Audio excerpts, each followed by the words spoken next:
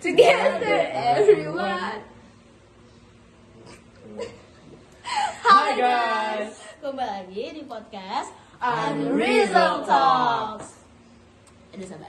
Kembali lagi, aku Lovely, Aku Nia. aku Kiandra. Dan aku Natania. Nah guys, pada kali ini tuh kita bakal bahas sesuatu yang serius dan juga menarik karena sering terjadi di sekitar kita, namun kita jarang menyadarinya, yaitu konflik sosial. Nah, benar banget tuh Lovely. Tapi sebelum kita bahas, kita perlu paham dulu nih apa itu konflik sosial. Karena sebenarnya konflik sosial ini sering terjadi di lingkungan sekitar kita. Konflik sosial ini sebenarnya bukan hal yang baru untuk kita. Bahkan dari sejak manusia mulai hidup berkelompok loh. Sebelum kita bahas lebih dalam, kalian pernah nggak sih ngalamin kayak berbeda pendapat sama orang lain, terus menyebabkan suatu pertengkaran? Atau kalian pernah nggak sih kayak nonton berita tentang ada pertengkaran antara kelompok sosial? Nah, itu yang disebut dengan konflik sosial. Nah, benar banget. Jadi konflik sosial itu bisa terjadi karena adanya perbedaan kepentingan antar individu atau kelompok. Nah, kalau perbedaan ini sampai mengalami benturan, nah ini tuh bisa mengakibatkan adanya konflik. Konflik ini tuh bisa menjadi pertentangan. Kalau dipikir-pikir, perbedaan itu sebenarnya wajar ya yang kita alami. Karena manusia itu unik, punya latar belakang, pemikiran, dan kepentingan yang berbeda-beda. Nah, gue setuju banget sih, karena kalau misalkan ada perbedaan ini, kita bisa belajar lebih banyak hal. Coba kalian bayangin, kalau misalkan semua orang tuh pikirannya tuh sama, pasti nggak ada yang namanya itu perkembangan. Bener Dan banget. dunia itu pasti kayak so boring boy. Banget sih. Tapi justru kalau perbedaan ini tuh nggak bisa dikontrol, itu bisa menyebabkan konflik yang lebih besar dan juga berkepanjangan. Jadi sebenarnya konflik itu wajar ya terjadi di kehidupan sosial kita. Nah, karena setiap orang ini kan punya ini ya, Dengan kepentingan yang berbeda gitu tiap ya. orangnya. Yap, bener banget sih. Konflik sosial itu sebenarnya bukan hanya menimbulkan dampak yang negatif, tapi sebenarnya konflik sosial itu dia bisa menimbulkan dampak yang positif. Misalnya seperti perubahan sosial yang lebih baik lagi, asal permasalahannya itu tuh atau konfliknya itu diolah atau diatasi dengan cara yang konstruktif. Nah, ini aku bakal kasih contoh nih ke kalian. Kalau dalam sejarah, banyak perubahan besar terjadi karena adanya konflik itu sendiri. Contohnya seperti revolusi, pergerakan sosial, bahkan reformasi yang terjadi di Indonesia juga terlahir karena adanya konflik antara masyarakat dan pemerintah. Disingkatnya gini nggak sih, konflik itu tuh kayak sebuah pertentangan yang terjadi antara individu atau kelompok dengan kelompok atau individu dengan individu yang kita tuh nggak bisa cegah cuy. Tapi konflik itu tuh bisa memberi pengaruh yang positif maupun yang negatif. Nah, bener banget tuh. Tapi kalian tahu gak sih, berhubung kita lagi bahas nih tentang konflik sosial, kalian tahu gak sih kalau ada salah satu konflik sosial di Indonesia yang sampai sekarang tuh masih berlangsung kejadiannya, yaitu adalah konflik tentang OPM dengan TNI. OPM itu adalah organisasi Papua Merdeka. Oh iya, aku pernah dengar sih konflik itu. Jadi konflik ini tuh bukan sekedar konflik militer atau politik gitu, tapi juga berkaitan sama faktor sosial, terus ekonomi, bahkan sejarah antara Papua dengan Indonesia zaman dahulu. Sama tuh Natania, aku juga pernah baca salah satu berita nih kemarin. Pada Maret tahun 2021, ada baku tembak antara TNI dan OPM ya. Nah, kembali terjadi di Intan Jaya di Papua. Kira-kira ada nggak sih alasan konflik senjata di Papua itu belum tuntas hingga sekarang? Apa yang menjadi penyebab konflik ini terjadi? Penasaran kan? Pasti penasaran. Nah, di episode kali ini kita akan bedah konflik itu dari berbagai sisi. Kita bakal bahas gimana awal mula konflik itu terjadi, dampaknya ke masyarakat Papua, Klasifikasinya juga. siapa yang berkonflik, aku dulu yang ngomong. Nah, Oke. siapa yang berkonflik dan Klasifikasinya. Boleh tuh, kita juga bakal bahas tentang klasifikasi konflik ini berdasarkan skala, dampak, penggunaan senjata atau kekerasan, dan juga durasi. Oke. jadi buat kalian yang ingin tahu lebih dalam, check it out. Keep on watching. Keep watching guys. The shit's about to go down. Guys, sebelum kita bahas sumber yang terjadi pada konflik ini, siapa aja ya pihak yang terlibat dalam konflik ini? Nah, jadi pihak yang terlibat dalam konflik OPM sama TNI, yang pastinya yang terlibat itu ada OPM, terus ada TNI sama Polri, terus ada masyarakat Papua dan pemerintah Indonesia. Nah, OPM ini tuh sebenarnya udah ada dari dulu atau baru ada akhir-akhir ini? Sebenarnya OPM ini udah ada dari dulu loh guys, dari tahun 1963 sampai sekarang. OPM kan organisasi Papua Merdeka. Apa ya alasan mereka dibentuk dan kenapa masih bentrok hingga saat ini? Nah, yang pastinya konflik ini bisa terjadi itu pastinya ada akar permasalahan yang melatar belakangnya. Kalau kebijakan pemerintah itu nggak bisa adil buat semua rakyat, wajar ada kan kalau misalkan orang-orang tuh mulai menuntut keadilan. Nah, negara tuh seharusnya kasih kebijakan yang merata ke semua warganya. Tapi kalau ngomongin tentang konflik yang di Papua ini sih, Agak berbeda ya. ya agak berbeda. Pasti Papua tuh udah kasih banyak buat Indonesia, tapi kesejahteraan mereka sendiri tuh belum bisa jauh banget dari harapan.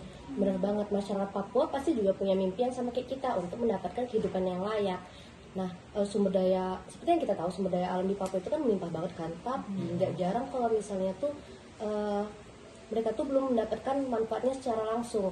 Jadi kalau misalnya ada protes atau aksi protes gitu, nggak usah heran, itu mungkin salah satu bentuk mereka mengungkapkan rasa kekecewaan mereka kepada pemerintah yang kurang adil.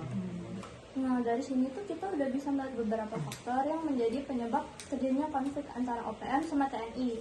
Nah, salah satunya tuh dalam aspek psikologis. Nah, banyak masyarakat di Papua, lebih tepatnya tuh di pedalaman, nah itu pendidikannya tuh masih terbilang rendah. Jadi mereka tuh lebih mudah dipengaruhi oleh emosi daripada berpikir kritis untuk menghadapi masalah.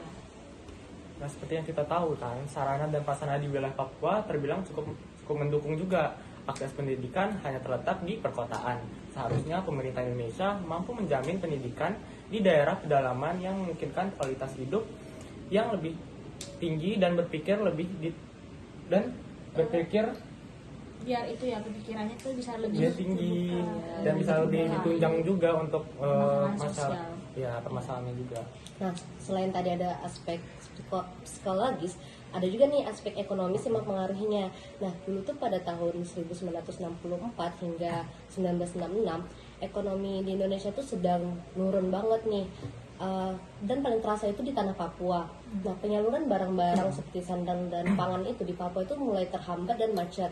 Dan ditambah lagi ada oknum yang dia tuh membeli atau memborong barang-barang yang ada di Papua ini terus disalurkan kepada kota lain. Jadi bukannya malah membantu, malah semakin memperburuk. Mempersulit gitu. Nah, ada pun juga dari aspek sosialnya. Nah, marginalisasi masyarakat asli di Papua itu menjadi isu utama.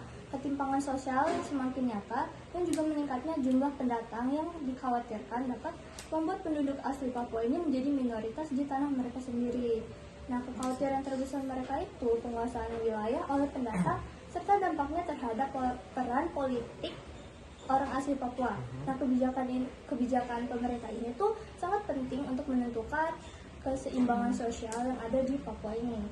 Nah, kita kan udah bahas nih tentang penyebab konflik antara OPM dan TNI. Sekarang gimana sebenarnya tindakan yang sudah diambil oleh kedua pihak untuk menyelesaikan masalah ini? Nah, sebenarnya konflik ini kan cukup berat juga gitu, Kompleks dan juga. kompleks dan nggak bisa nih dibiarkan terus menerus tanpa ada upaya penyelesaiannya. Baik dari pihak OPM maupun pemerintah, masing-masing itu sebenarnya udah menunjukkan upaya untuk mencapai tujuan mereka.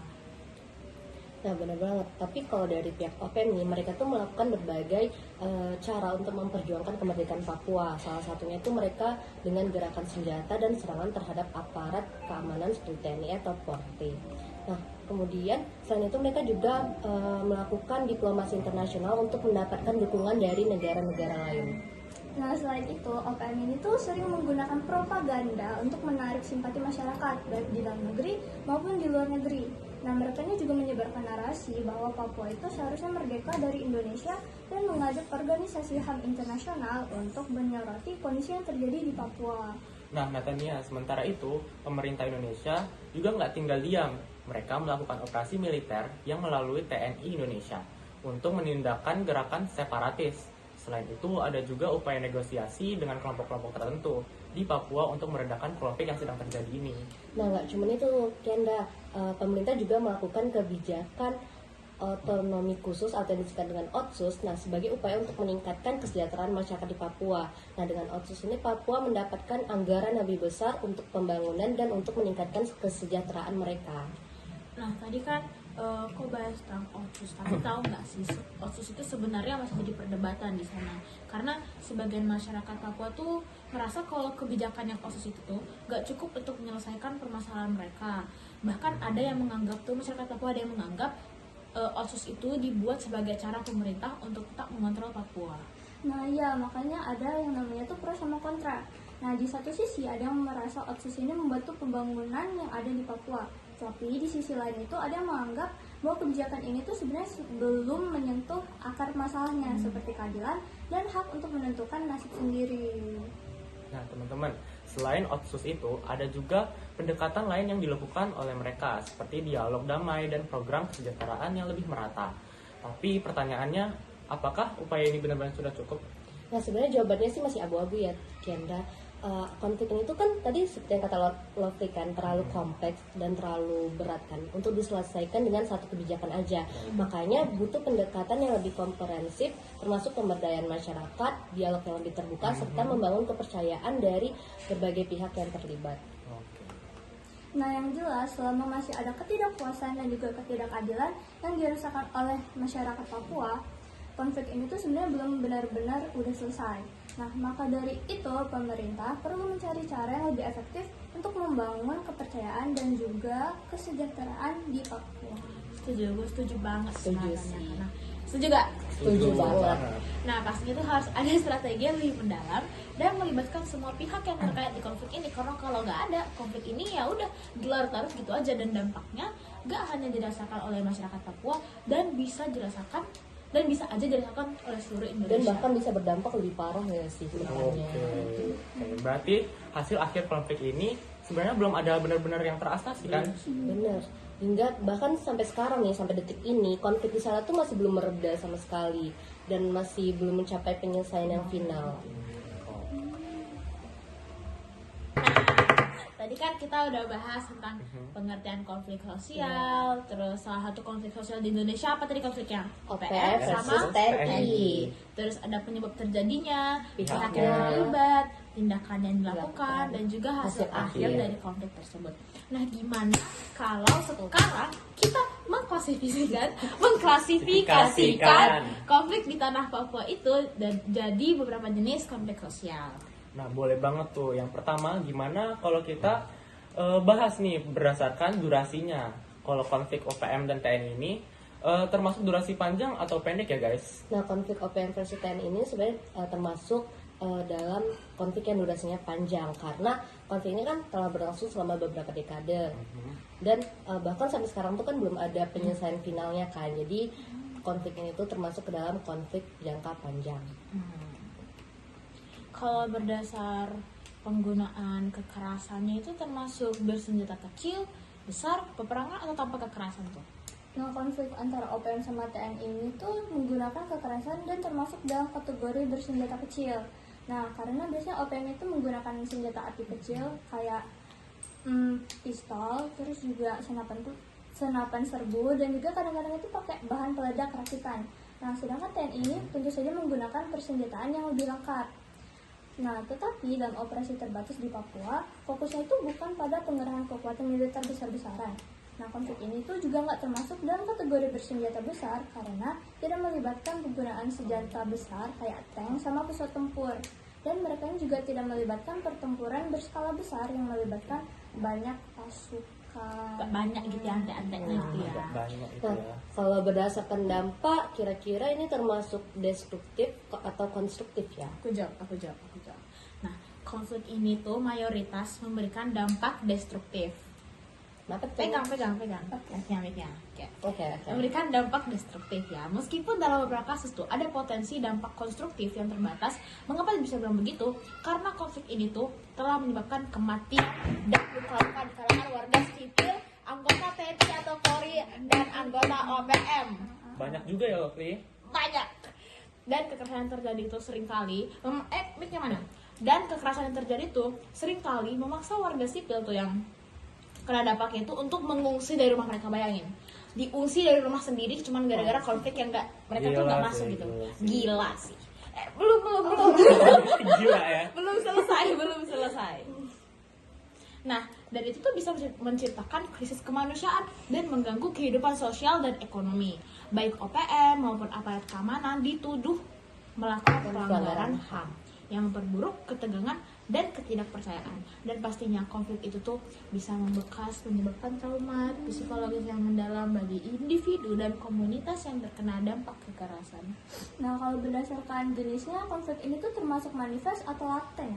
Oke, kalian penasaran nggak sih kalau jenisnya itu termasuk manifest atau laten? Penasaran banget sih. Nah, sini aku jelasin. Nah, konflik OPM dan TNI ini termasuk dalam konflik manifest karena terjadi karena secara terbuka, guys, dengan tindakan seperti bentrokan bersenjata, serangan gerilya, operasi militer, serta protes politik. Oh. Konflik ini bukan sekedar potensi juga atau ketegangan tersembunyi atau disebut juga dengan laten, tetapi sudah berkembang menjadi perlawanan aktif yang terlihat secara langsung berdasarkan wilayah Papua. Papua. Nah, guys, jadi sekian aja pembahasan dari kita tuh tentang sumber konflik OPM versus TNI. Dari siapa aja yang kelihatan terlibat, tindakan yang dilakukan, hasil akhir, dan yang terakhir tadi apa?